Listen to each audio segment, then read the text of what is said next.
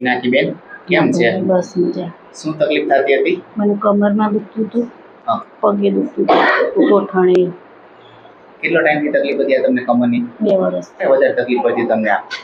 બેસવા ઉઠવામાં ચાલવામાં અત્યારે વાકી પડું તે વખતે નીચે તો બેસાતું જ નહોતું નીચે મારાથી. બેસાતું નહોતું. અને આ કેટલા ટાઈમથી હતું? 2 વર્ષથી તકલીફ હતી? 2 વર્ષથી તકલીફ હતી, પણ જેમ દિવસ જતો હતો ને એમ વધારે દુખતું હતું. દુખાવો વધતો જતો હતો. આના માટે ડોક્ટરને કેને બતાવ્યું હતું તમે? હા, બતાવ્યું હતું સીટીએમ. એને શું કીધું હતું તમને? નસ દબાઈ છે કે તમારી. દવા જ આપતા હતા કે પછી કઈ આગળ કહેતા તમને? ના, દવા જ આપી હતી મને. એ દવા કરું ત્યાં સુધી સારું રહેતું હતું, પછી હતું એવું ને એવું થઈ જતું. અત્યારે આપણે સારવાર 4 વખત કરી, આજે 5મી સારવાર છે.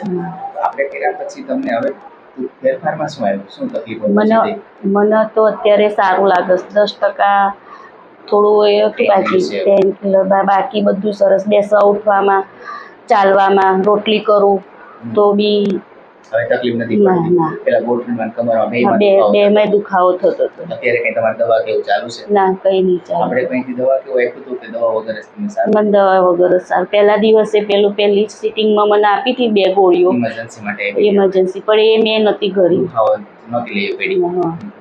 અત્યારે કામ કરવામાં કે બેસવામાં કે ઊભામાં કોઈ તકલીફ એવું થાય? ના. અત્યારે હવે સારું છે. આવી સારવાર કરવી જોઈએ. હા, કરવી જોઈએ. તમે કઈ રીતે આનું એડ્રેસ મેળવ્યું? હું છે ને તે મોબાઈલમાં યુટ્યુબ જોતી હતી ને એટલામાં નિલેશભાઈ રામાયણનો મેં વિડીયો જોયો.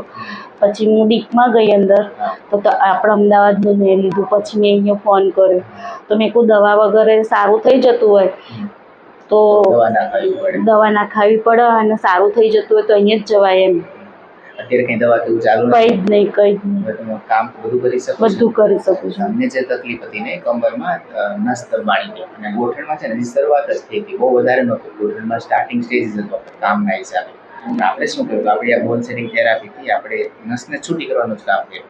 નસ છૂટી થઈને એટલે દુખાવો તમને બંધ થાય. પણ હવે જો આપણે ધ્યાન રાખીને ખોટી રીતે વજન ના ઊંચાવે કે નીચે ના આવી જાય તો બીજી વખત ક્યારે આ તકલીફ થાય નહીં.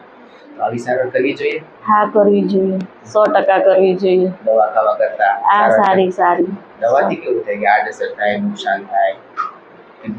બધી રીતે તકલીફ પડતી હતી. શરીર દવા મેં ખાધી હતી ને તો મારું શરીર બી ફૂલી ગયું હતું, અને આમ વસ્તુ પકડીએ ને તો એ બી આમ એમ થાય કે ના, મારા હાથ છટકી જશે એવું થાય, એવું ફીલ થયા કરે. હવે કઈ દવા લેવી પડતી નથી? ના, કોઈ જાતની દવા ના લઈ પડે એની સારવાર. અને આપણી સારવારથી કોઈ આડઅસર કેવું છે? કઈ નહીં થઈ.